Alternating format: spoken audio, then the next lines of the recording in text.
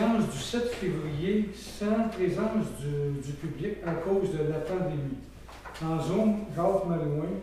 Dans la salle du conseil, Sophie Baril, Nathalie Bonneville, Geneviève Girard, Martin Carrier, Karine Puard et notre directeur, M. Serin. Alors, on va commencer par l'Assemblée de consultation publique concernant la demande de dérogation mineure. Alors, j'aurais besoin d'un proposeur pour l'ouverture de la séance de consultation. Même s'il n'y a pas de public, selon la mention à la vie publique, les citoyens qui étaient intéressés à cette dérogation pouvaient nous faire parvenir leurs commentaires par différents moyens tel qui est publié sur notre site Internet. Je vais proposer Nathalie. Je vais seconder, Geneviève. Alors, je vais expliquer rapidement la demande de dérogation mineure, donc le numéro DM 2022-0, donc concernant propriété située au 98 route 133. La nature de la demande, donc le propriétaire du lot veut réaliser une opération cadastrale qui aura pour effet de réduire le frontage à 30,48 mètres et la superficie à 1858,1 mètres. Carré du futur lot, 6 486 610. Selon le règlement de lotissement 402, l'article 3.3, le frontage minimum pour les terrains qui sont non desservis doit être de 50 mètres et la superficie minimale de 3000 mètres carrés. Étant donné évidemment que c'était des terrains qui étaient déjà existants lotis avant la entrée en vigueur du règlement, les propriétés seraient dérogatoires lorsqu'il va faire le transfert du terrain. C'est donc une partie du terrain qui est un terrain qui est de configuration en L qui va être subdivisé et une portion va être transférée à un propriétaire de la 5e avenue. Donc, d'un côté comme de l'autre, il y a une propriété qui devra être dérogatoire dans ce cas-là. Et étant donné que les superficies sont assez grandes, il semble qu'il y aura de problème. Concernant le rapport du CCU, suite à l'analyse du dossier par les membres du comité du CCU, ils ont vérifié un peu tous les arguments concernant ce dossier-là et ils recommandent au Conseil d'accorder cette dérogation mineure. On n'a pas reçu aucun commentaire des citoyens aux alentours suite à la vie publique. Donc, il appartient au Conseil de prendre la décision. Je n'ai pas d'autres explications à donner, à moins que Martin veuille donner peut-être des précisions. Non, merci M. Serin. Donc, toutes les précisions sont bonnes. Effectivement, la proposition du CCU est d'accepter cette demande de dérogation mineure-là. Il faudrait que le Conseil soit d'avis également. Excellent. Pour tout le monde? On peut. Alors, on peut fermer l'Assemblée de consultation publique. Je vais proposer Nathalie. Secondé, Jean-François. C'est adopté. On va passer à la réunion. L'Assemblée publique, l'Assemblée régulière du Conseil de la municipalité de Savrevoix du lundi 7 février. Tous les membres sont complets. On va débuter par l'ouverture de l'Assemblée. Ça prend un proposeur, s'il vous plaît. Je vais proposer Nathalie. Qui appuie? Je vais seconder, Karine. Karine. Point 2. Lecture et adoption de l'ordre du jour. Donc, je vais faire la lecture des différents points de l'ordre du jour.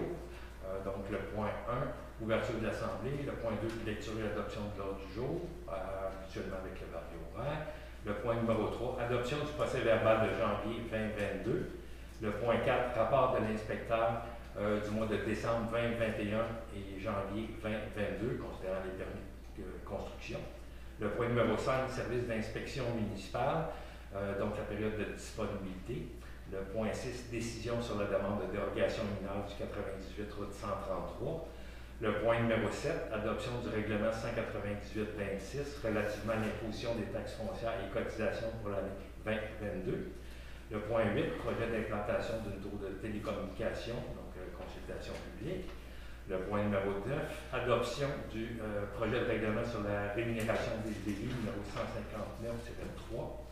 Le point numéro 10, avis de motion concernant le règlement sur l'éthique et la déontologie des élus et également des employés municipaux. Le point numéro 11, avis de motion pour le projet de règlement relatif à la garde des animaux. Le point numéro 12, avis de motion pour le règlement de délégation de pouvoir. Le point numéro 13, autorisation de dépenses pour l'acquisition d'un camion de voirie. Le point 14, proposition d'achat d'abots poussière et chlorure de calcium pour la saison 2022. Le point 15, transaction de règlement dans les dossiers de remblai en zone inondable. Le point numéro 16, mandat de préparation des plans et devis concernant premièrement le projet de prolongement des services d'aqueduc pour 2 secteurs et également la réfection des trottoirs et de route 133 côté est. Le point 17, transport adapté, donc l'affiliation à l'organisme mandataire et la contribution financière pour l'année 2022. Le point 18, borne de recharge électrique, donc remplacement ou réparation. Le point 19, proposition d'achat d'un terrain sur la 5e avenue en zone inondable. Le point 20, dépenses du mois de janvier 2021 à être autorisé. Point 21, correspondance. 22, varia. Point 23, période de questions. 24, fermeture ou ajournement de l'Assemblée. Je propose l'adoption de l'ordre du jour. Martin. Je seconde. Je seconde, Jean Langlois. Excellent. Point suivant, rapport de l'inspecteur du mois de décembre et janvier 2022. C'est pas le numéro 3, ça? Numéro Pour 3. l'adoption du procès. Adoption du procès verbal de janvier 2022. Exact, selon la Ok. transcription qui vous a été donnée. Donc, vous avez reçu copie. Parfait, je propose Karine. Je vais seconder Nathalie. Point 4, rapport de l'inspecteur du mois de décembre et janvier 2022. Également, selon les rapports qui vous ont été fournis, la liste des permis de la part de notre service d'inspection. Je propose Martin. Je seconde Sophie. C'est adopté également. Service d'inspection municipale, période de disponibilité. On avait également parlé de vérifier la disponibilité de notre inspecteur qui est présentement 2 jours semaine pour l'émission des permis, gestion des infractions et certains dossiers là, à vérifier. On avait discuté déjà à plusieurs séances de travail d'augmenter sa disponibilité plus d'heures pour avancer certains dossiers problématiques. Donc, de convenir de passer le mandat à 3 jours, selon les besoins également. Ça va être facturé selon le contrat de service à l'heure. Je le propose, Jacques Lavallée. Je le seconde Sophie. Êtes-vous tous d'accord? Oui. Oui. Oui, oui. Alors, c'est adopté. Décision de la demande de dérogation mineure. Donc, je propose d'accepter la demande DM 2022-01. Je seconde Geneviève. Nous sommes tous d'accord? Oui. Merci. Oui. OK. Adoption du règlement 198-26 relatif à l'imposition des taxes foncières, cotisation pour l'année 2022. Donc, suite à l'adoption des prévisions budgétaires, les séances de travail là, pour travailler sur le budget 2022, on va préparer en conséquence le règlement pour les impositions de taxes foncières et cotisations pour l'année 2022. Vous avez tous reçu copie du projet de règlement. Évidemment, ils vont être publiés sur notre site Internet pour nous permettre de préparer la taxation 2022. Parfait, je propose Nathalie. Je seconde Geneviève. On est tous d'accord? Oui. Merci. Point 8. Projet d'implantation de la télécommunication, consultation publique. Alors, la compagnie Vidéotron avait un projet d'implanter une tour de télécommunication ici sur notre territoire. Ils ont fait l'analyse de plusieurs sites là, pour améliorer les transmissions fréquences radio sur notre territoire. Ils ont suggéré également plusieurs emplacements. Par contre, là, on a demandé à la municipalité de choisir le site qui serait le moins dérangeant un peu pour notre population. Donc, il y avait 2 sites principaux qui étaient envisagés par la compagnie Vidéotron. Donc, il y avait des possibilités d'installation et d'améliorer une bonne couverture de radiofréquence dans 2 secteurs. On a parlé des séances de travail. Les représentants de Vidéotron ont été également là, fait une représentation, là, donc une rencontre avec le conseil pour expliquer l'ensemble des documents et de leurs projets. Si je ne me trompe pas, lors des séances de travail de la présentation, le conseil a décidé de porter son choix sur sélectionner l'emplacement du rang Saint-Louis. Également, vous avez décidé par souci de transparence, de faire une consultation publique là, à l'ensemble des personnes du territoire de Sabrevois, et non pas selon les spécificités de la hauteur de l'antenne par rapport à une superficie au sol. Donc, faire une consultation publique. L'ensemble des documents que les gens vont pouvoir consulter pour l'emplacement de la tour, les mesures de sécurité, les sites de construction, les localisations. L'ensemble des documents vont être publiés sur notre site Internet. On va demander évidemment à chaque personne de nous transmettre ses commentaires par écrit. On transférera également à la compagnie Vidéotron pour l'emplacement. Excellent. Je propose Laurent Saint-Louis. Je vais seconder Nathalie.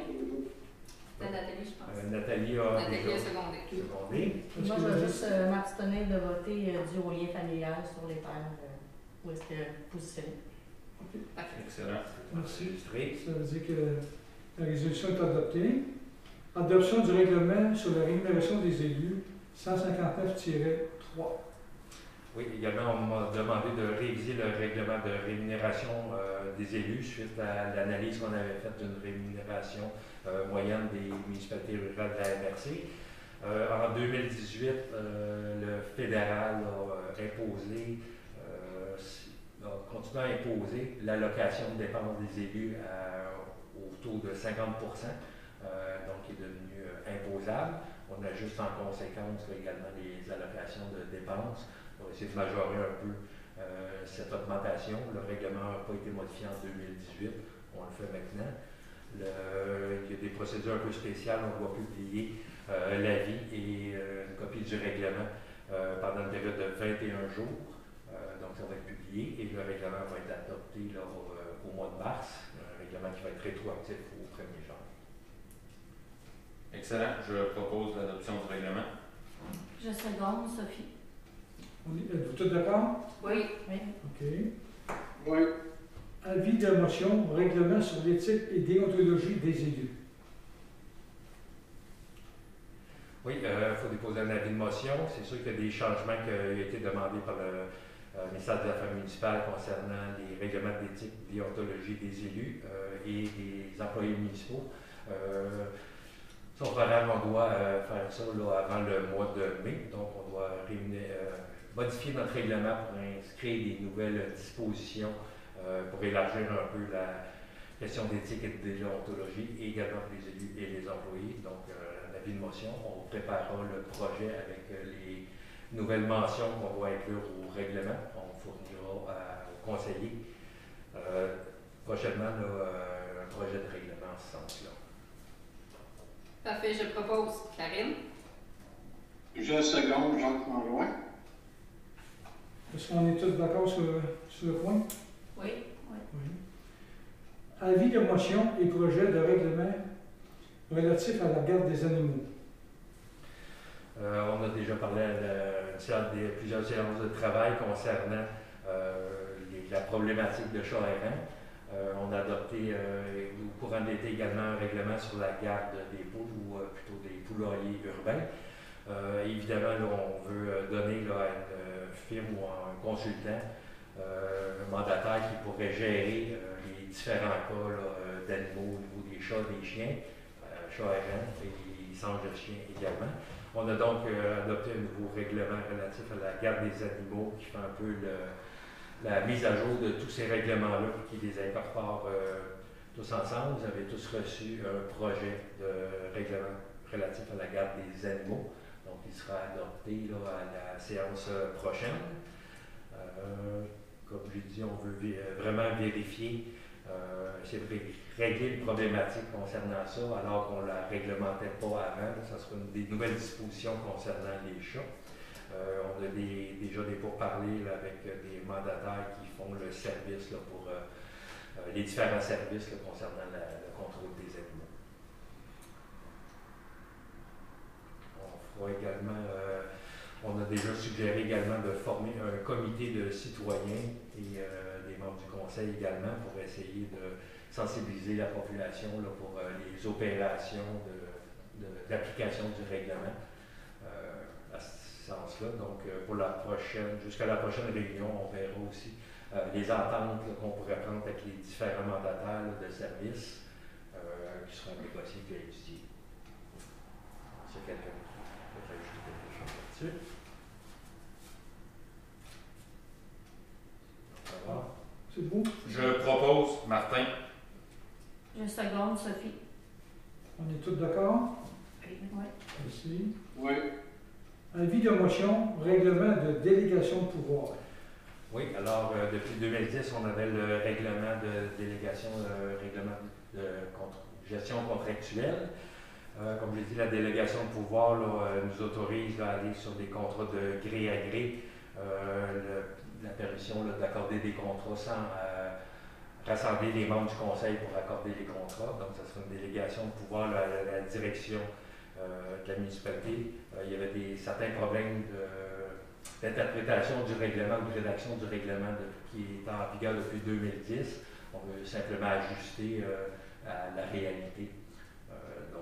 C'est un nouveau règlement relatif à la délégation de pouvoir qui conférerait un montant de 15 000 largement en bas du seuil de 25 000 pour les contrats de gré à gré à la direction et de 5 000 pour le service des travaux publics, donc pour les acquisitions, sans nécessairement obtenir l'autorisation de signature du contrat directement par le conseil. On pourrait le faire là, par les employés. Parfait, je vais proposer Nathalie.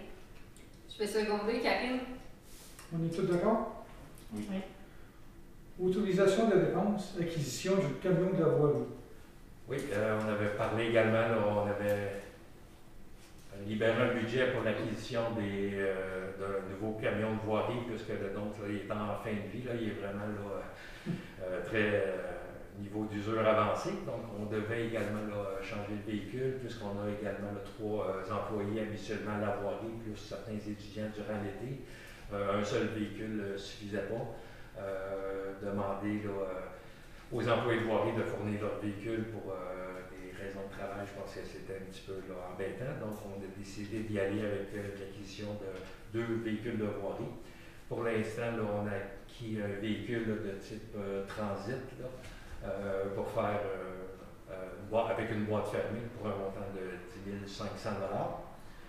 Et pour le reste de l'attribution budgétaire, on a décidé, là, suite après l'évaluation des réparations qu'on doit faire au véhicule actuel pour le mettre en état encore pour quelques années, que les réparations étaient beaucoup trop dispendieuses, et qu'on va y aller avec un remplacement de véhicule aussi là, de type pick-up pour le budget restant. Parfait. Je propose, Martin. Je seconde, Geneviève. On est tous d'accord? Oui. Oui. OK. Oui. Point suivant, proposition d'achat d'abord poussière, chlorure de calcium pour l'année 2022. Alors, j'ai demandé des offres de services là, pour 2 entreprises là, pour les tarifs d'achat d'abord poussière. Donc, il faut réserver les quantités requises là, qui seront à épandre en début d'été. J'avais 2 soumissionnaires, la compagnie Somavrac pour le chlorure de calcium, 35% à 36 cents du litre, et l'entreprise Bourget à 35 cents du litre. On a déjà, là, depuis les 2 dernières années, si je ne me trompe pas, là, fait affaire avec la compagnie Somavrac, étant donné que c'est un contrat en bas de 25 000 $ et qu'on doit là, de faire un système de rotation entre les fournisseurs municipaux. Je crois qu'on pourrait très bien aller là, avec l'entreprise Bourget, qui est la solution la moins onéreuse également, donc le plus bas soumissionnaire conforme, donc d'accorder le contrat à Bourget pour réserver les quantités pour l'année 2022. Qui appuie? Je propose. Je seconde, Martin. On est tous d'accord? Oui. OK. Transaction de règlement, dossier de Remblai en zone inondable. Oui, il y avait un dossier qui était judiciarisé là, par nos procureurs là, devant la Cour supérieure pour un dossier de Remblai. Donc, on y allait en ordonnance d'enlèvement, puisque le propriétaire ne voulait pas le faire volontairement. Donc, nous, suite à des transactions, des pourparlers entre les avocats, notre représentant légal nous a transmis là, un projet de transaction de règlement hors cours que les parties sont que la partie défenderesse là, est prête à accepter. Donc, simplement pour ratifier le projet de transaction de règlement hors cours aux conditions qui sont indiquées, qui est le document qui a été préparé par notre firme d'avocats. Et également, il y avait 2 autres dossiers de remblai qui n'ont pas été judiciarisés. Par contre, il y avait 2 projets de transaction, toujours préparés par notre représentant légal, qui ont été acceptés là, par les propriétaires pour les remises en état et dans certains cas des amendes. Donc, ça réglerait les dossiers de remblai. Les transactions vont demeurer confidentielles. Je vais proposer, Nathalie. Je seconde, Geneviève. Est-ce que l'addition est unanime? Moi, je vais retirer mon. Je ne sais pas comment on dit ça, là, mais je veux juste être pas dans ce. Dans Ok. là. Abstention. S'il vous plaît. Merci. Merci. Mandat de préparation de plan de vie, projet et prolongation des services d'Acadic, réflexion de trottoir et pluvial 133S. Oui, donc pour accélérer les projets d'Acadic, on est présentement en demande de subvention, recherche de subvention auprès du ministère pour obtenir une subvention pour le prolongement d'Acadic, des services d'Acadic dans 2 secteurs. Simplement pour prendre des devants et essayer de sauver du délai là, dans la réalisation des travaux d'Acadic. On pourrait déjà préparer les plans et devis concernant le prolongement des services d'Acadic à 2 endroits, également de préparer les plans et devis pour la réfection des trottoirs pluviales 133S. On avait fait les pluviales et les trottoirs 133 Ouest dans le dernier programme TEC. Donc, ça serait pour.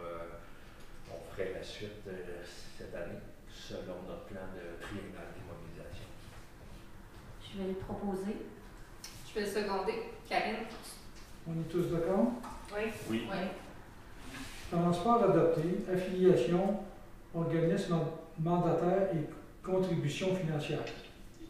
Oui, alors le transport adapté, pour lequel la municipalité de Sarbevoie est membre, nous demande chaque année une résolution du conseil comme quoi que la ville de Saint-Jean agirait à titre d'organisme mandataire pour la coordination des services de transport adapté. Donc l'affiliation à la ville de Saint-Jean-sur-Richelieu et de verser la contribution financière à l'organisme. Pour le montant de 7500. 7500. Ça. 7349 exactement, qui sera à parfaire selon la contribution du ministère des Transports. Parfait. Donc, je propose, Martin.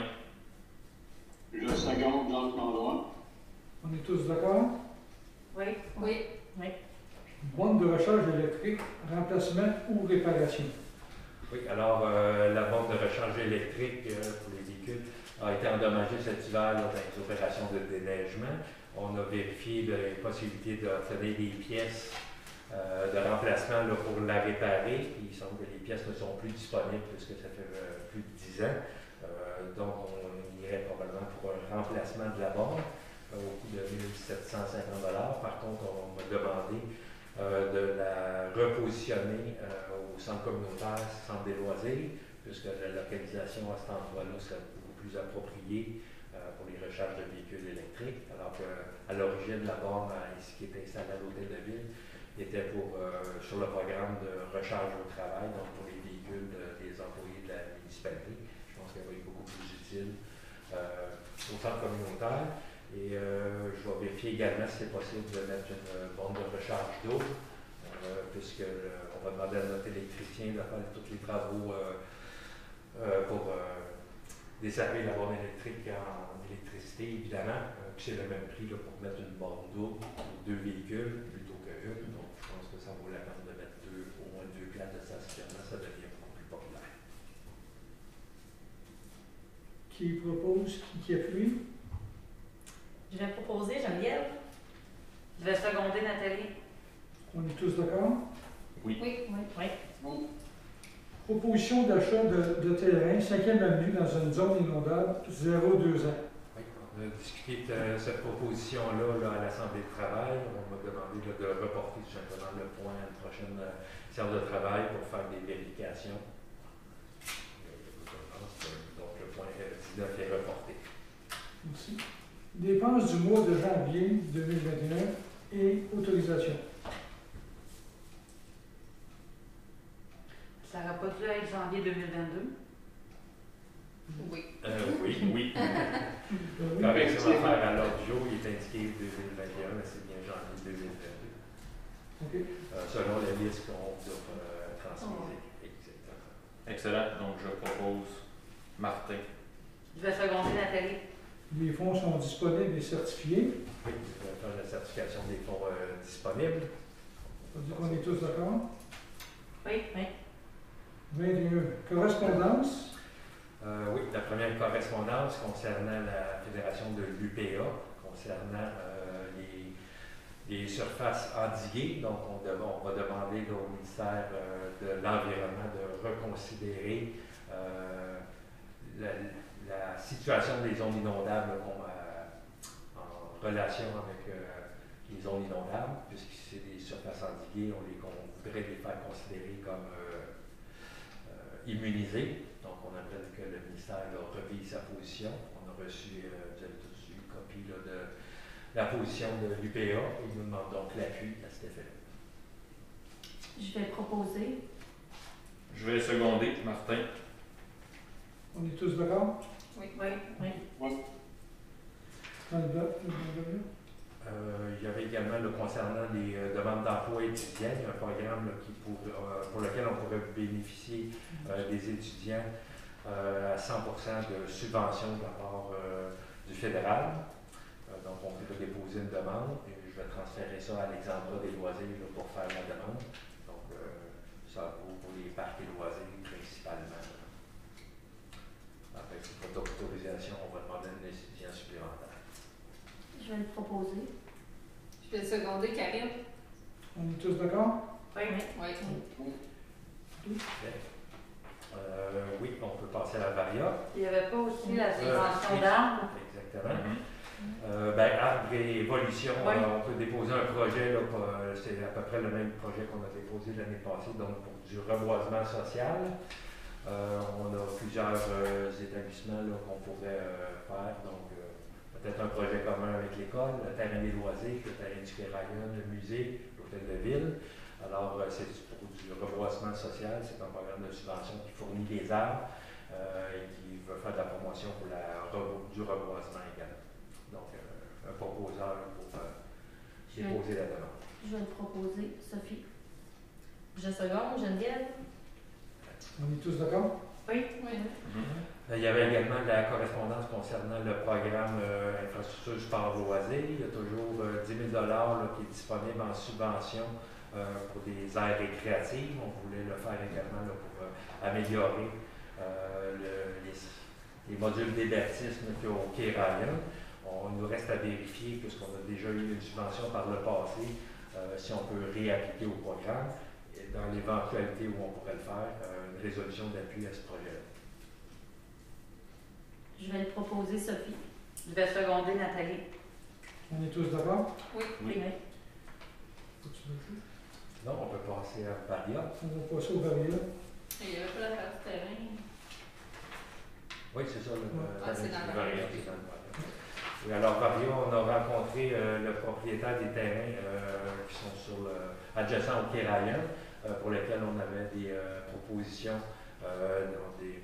d'achat pour ces terrains-là.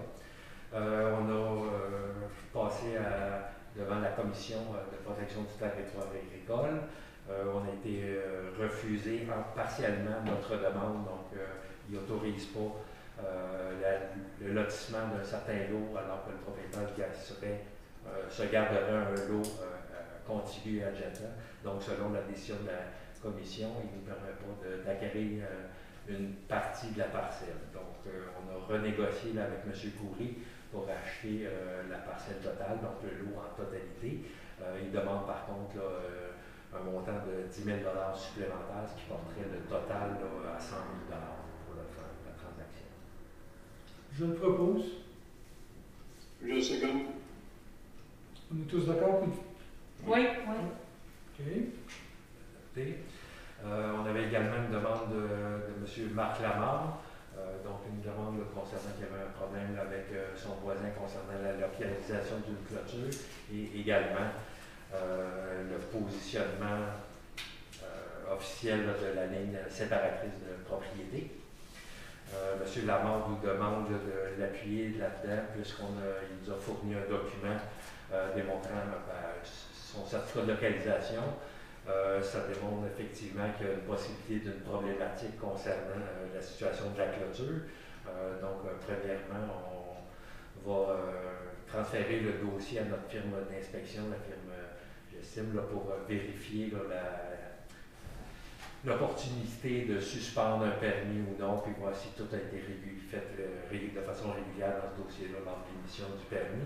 Et également de transmettre aux voisins concernés une demande à l'effet qu'ils doivent déposer un document officiel démontrant qu'effectivement la clôture est située sur son terrain, donc un document d'arpenteur géomètre pour certifier ça de façon définitive, qui est à régler pour les régler le litige. Parfait, je vais proposer Nathalie. Je vais seconder Karine. Nous sommes tous d'accord? Oui. Oui. Avant de passer à la période de questions, je voulais simplement mentionner également que tous les membres du Conseil ont déposé leur déclaration d'intérêt pécuniaire. Donc, j'ai fait la mention au Conseil. Ça sera transmis également au ministère des Affaires municipales de le portail. La période de questions, on n'en a pas reçu ni par correspondance ni par courriel. Non, on les a traités à variant vu le dossier de M. Lamar. C'est beau. OK. On est rendu à fermeture.